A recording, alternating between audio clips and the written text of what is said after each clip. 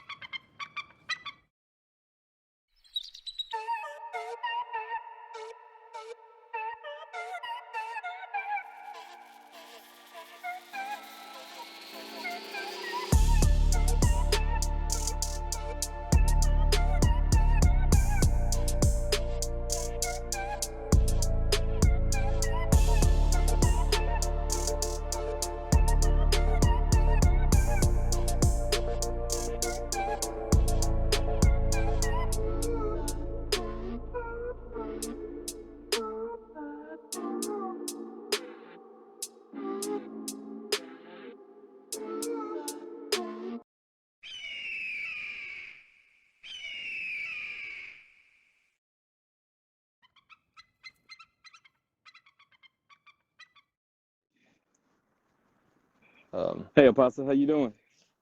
The Apostle, blessings. How are you doing? I'm good. How are you? I'm doing well. Doing my morning walk while I was listening. Uh, There's I power had right there. I like that. a Talk to quick me. question for you. Is there Uh-huh. is there a certain time that God kind of speaks to you? I mean, I know He has the power to speak to you at any time.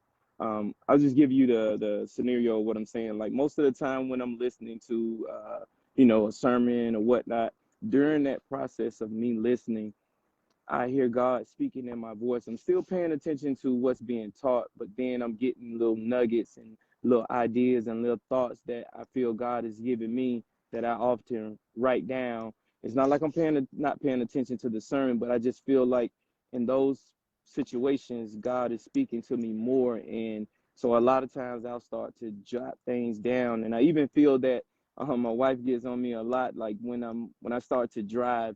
It's like all type of thoughts just start to come back to my head. Like, hey, remember you got to do this with the kids. Remember you have this coming up. Remember you supposed to do this. And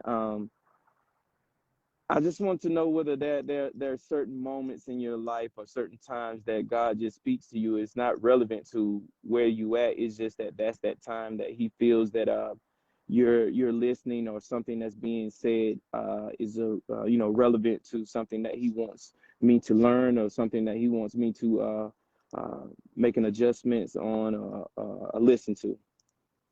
Yeah. I think the environment counts.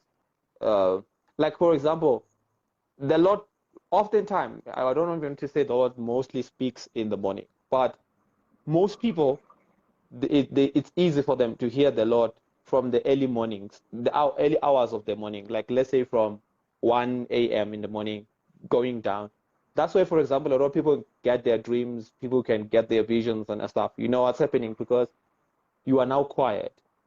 You no longer have a lot of things that are busy clamoring for your attention, Mhm. right? So certain atmospheres, they can encourage the voice of God or your ability to be able to pay attention to the voice of the Lord. But the one that's happening to you concerning you're listening to someone and then something comes to you, you need to remember it's part of your grace as an apostle. You have the gift of revelation knowledge. So when you are listening to someone speaking, the Lord will oftentimes show you the other side of the same coin of what the person is talking about. Or the Lord will begin to give you revelation. You are listening to the person, but then whatever the person is saying kind of turns on your gift of revelation. Okay. And Yeah. and It then makes suddenly things sense. and then suddenly things start coming to you. And you're driving, the experience of you when you drive, you also get a lot of input. It's the same thing with me when I listen to music. If I sit down and I put on and I listen to music, I will begin to be very receptive. I will begin to get a lot of impressions and a lot of things from the Lord because, in a way, music is able to channel me and put me in a certain mood and space that makes me to be able to pay attention. So driving might be able to do that to you, Mhm. right? It's like someone who wants to think, and then they say, I'm going to take a walk. And you're like, why? And you're like, no, I want to think. The person, the more they walk, it's like they're able to, or some people, they're able to think when they are writing. So writing can become a powerful way of actually thinking. All right? So you are simply learning your processes of how the Lord speaks to you as an apostle. Okay. All right. Makes sense. You got it. I Yes, hope I answered you. Yes, you did. You did, Apostle. Thank you. Yeah, and you're doing well to write, because I don't know if I spoke to you about this. You are going to produce leadership materials. Okay, they are like, you are like a Davidic man. Now I'm prophesying and I was answering a question. But now, so you are a Davidic apostle. You remember, David gathered the materials, but his son did the building. Right? David didn't build God a house, but come again.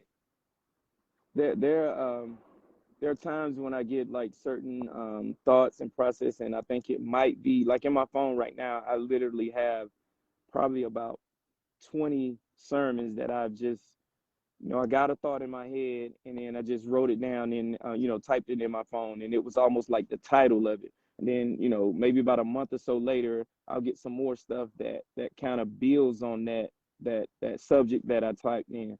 And so I've literally had like maybe about 20 sermons that I have right now on my phone, from just thoughts and processes of me listening to someone, or either just something God just puts in my mind. And then the verses from it that reflect later on in the Bible end up coming to me later, but the topic and the subjects, they come pretty fluently. Yeah. So that's what I'm saying. You have a gift of the revelation. It's called revelation knowledge, and it's progressive. So the Lord is constantly is already giving you stuff. But here's what the point I was trying to make. Everything that you're receiving right now, there's going to come a time when it's going to be demanded.